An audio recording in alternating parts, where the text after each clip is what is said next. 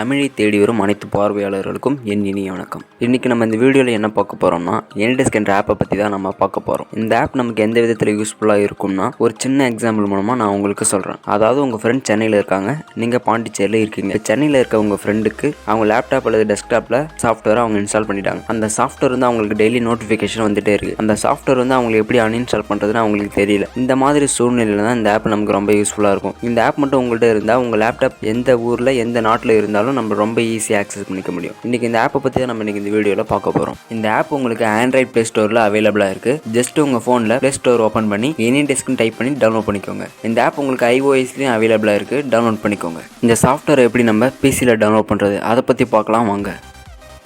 இப்போ உங்கள் பிசியில் கூகுள் குரோம் ஓப்பன் பண்ணிக்கோங்க. anydesk டைப் பண்ணி சர்ச் பண்ணிக்கோங்க. இப்போ உங்களுக்கு அஃபிஷியல் வெப்சைட் ஃபஸ்ட்டில் இருக்கும், அதை கிளிக் பண்ணிக்கோங்க. அந்த க்ரீன் கலர் பட்டனை கிளிக் பண்ணி டவுன்லோட் பண்ணிக்கோங்க. ஜஸ்ட் 3.2 MB தான்.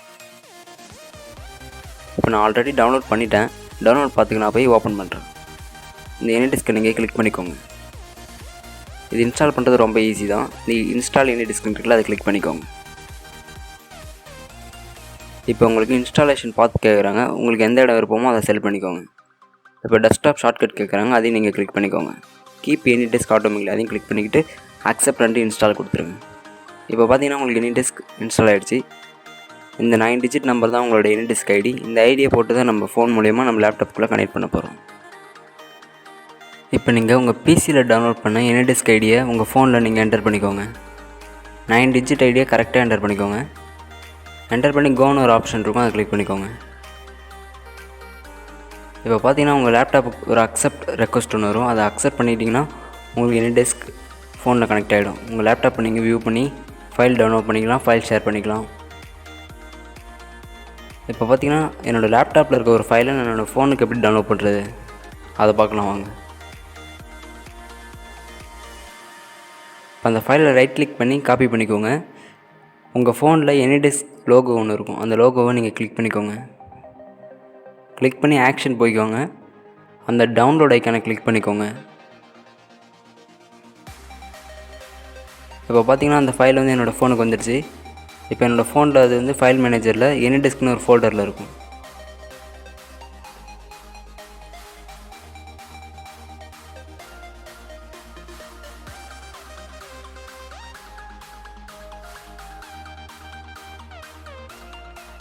பார்த்தீங்கன்னா அந்த ஃபைல் வந்து என்னோடய ஃபோனுக்கு வந்துடுச்சு.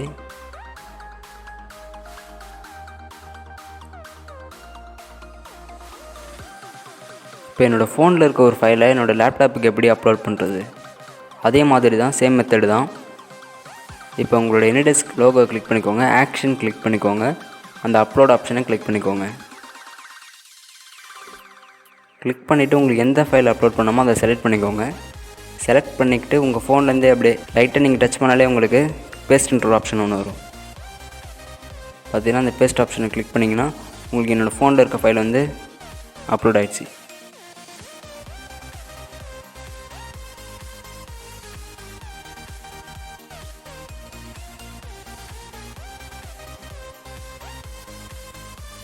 இப்போ என்னோடய ஃபோனில் இருக்க ஒரு வீடியோவை நான் எப்படி அப்லோட் பண்ணுறேன்னு பாருங்கள். anydesk லோகோ ஐக்கானை கிளிக் பண்ணிக்கோங்க. ஆக்ஷன் போய்ட்டு அந்த அப்லோட் ஐக்கானை கிளிக் பண்ணிக்கிட்டு என்னோடய அந்த வீடியோ நான் செலக்ட் பண்ணிக்கிறேன்.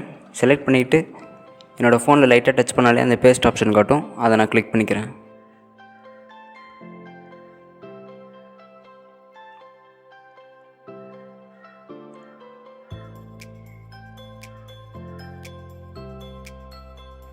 பார்த்தீங்கன்னா என்னோடய ஃபோனில் இருக்க வீடியோ வந்து என்னோடய லேப்டாப்புக்கு நான் அப்லோட் பண்ணிட்டேன்.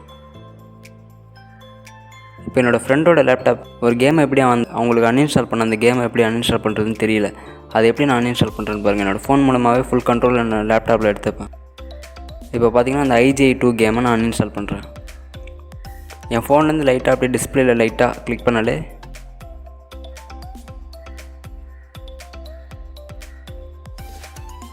அந்த ஷோ ஆகிற அன்இன்ஸ்டால் ஐக்கனை கிளிக் பண்ணிக்கோங்க. கிளிக் பண்ணிவிட்டு நம்ம ஈஸியாக அன்இன்ஸ்டால் பண்ணிடலாம்.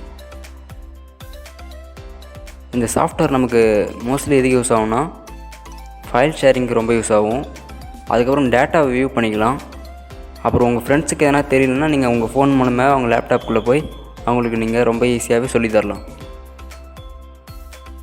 இப்போ என்னோடய ஃப்ரெண்டுக்கு ஒரு சாஃப்ட்வேர் எப்படி டவுன்லோட் பண்ணுறதுன்னு தெரியல. அவங்களுக்கு நான் இதை எப்படி டவுன்லோட் பண்ணி தரேன்னு பாருங்கள். என்னோடய ஃபோன் மூலமாகவே அவங்களோட குரோமை நான் ஓப்பன் பண்ணி டவுன்லோட் பண்ணுறேன். இந்த ஆடாசிட்டின்ற சாஃப்ட்வேர் நான் உங்களுக்கு டவுன்லோட் பண்ணி தரேன். இந்த ஆடாசிட்டியை பற்றி நான் உங்களுக்கு ஆல்ரெடி வீடியோ போட்டிருக்கேன். டிஸ்கிரிப்ஷனில் லிங்க் கொடுக்குறேன், செக் பண்ணி பார்த்துக்கோங்க.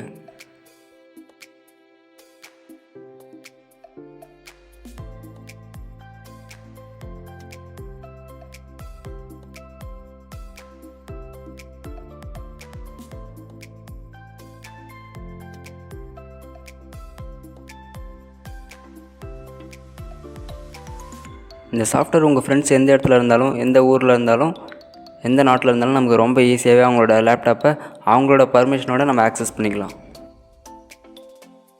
இந்த சாஃப்ட்வேர் ஃபுல்லாக ஓப்பன் சோர்ஸ் சாஃப்ட்வேர் தான்.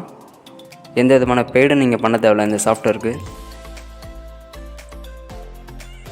இந்த சாஃப்ட்வேர் நீங்கள் ஃபோனில் டவுன்லோட் பண்ணால் ஜஸ்ட் ஒரு 14 MB இருக்கும். நீங்கள் லேப்டாப்பில் டவுன்லோட் பண்ணணும் அப்படின்னு பார்த்தீங்கன்னா 3.2 MB தான்.